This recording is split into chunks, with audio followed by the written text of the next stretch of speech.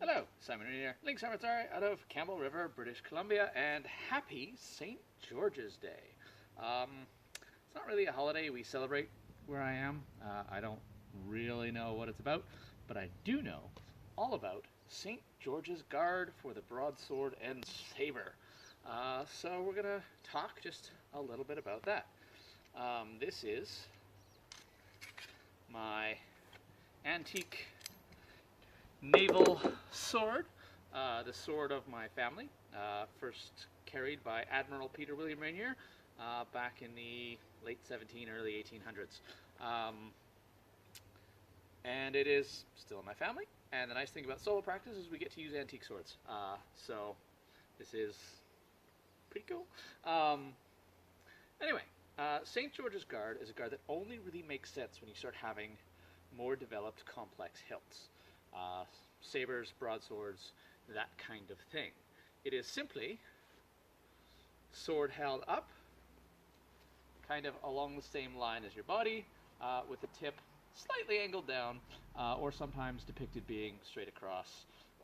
I like angled slightly down for reasons that will be made clear shortly.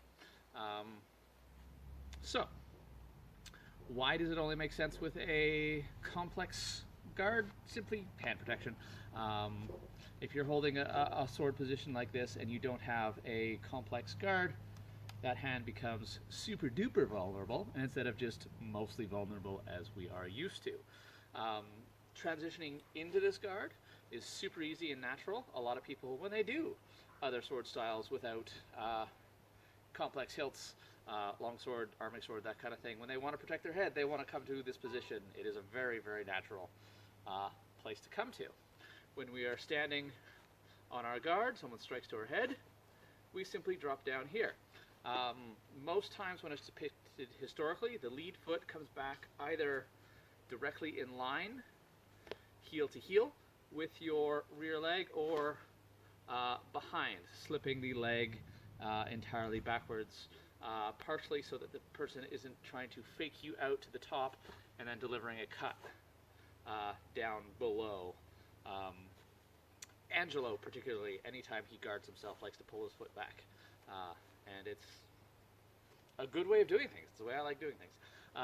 So, we have our guard, someone strikes towards our head, pull back, and then we can deliver a strike basically anywhere we want. The most obvious one, returning a strike back down.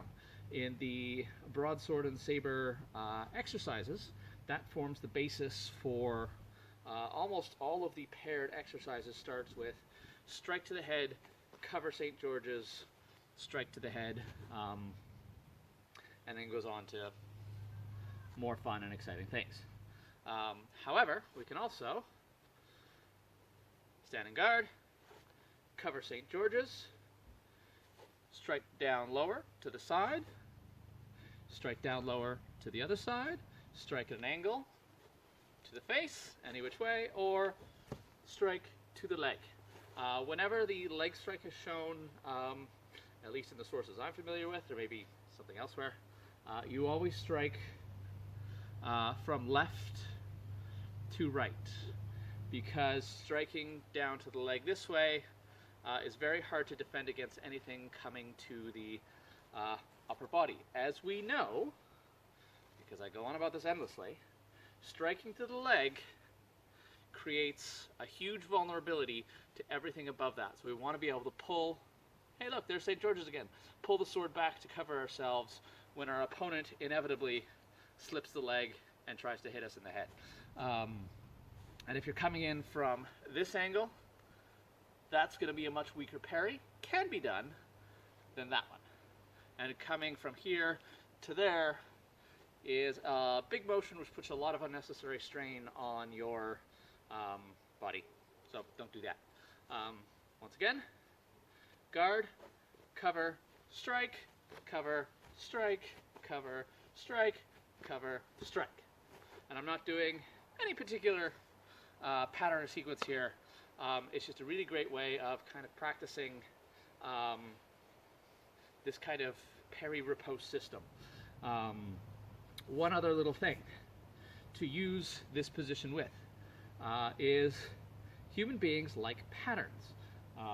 So if you can sucker your opponent into a head, cover, head, cover, head, and just kind of pretend to be smashing down at their head as you go, that next one goes low when they're not expecting it. And it can do horrible, horrible things to them, especially if you time it just right, and can take out the leg. Your opponent cannot fight if they cannot stand. We are, assuming our opponent is right-handed, we are striking kind of at the outside of the thigh here. You could make the argument that striking to the inside of the thigh is more effective because that's where the arteries are. But again, you're dealing with exposing that kind of wrist and head to not a great parry from there. Yeah, St. George's Guard. Wonderful thing. I think I said I was going to mention why I want it sloped as opposed to straight across, even though it is sort of depicted both ways. This is so that a big chopping downward strike, we're not trying to meet strength with strength, we're allowing it to shed off harmlessly over our shoulder, which again should hopefully open them up to a wonderful little counterattack. Yeah, happy St. George's Day.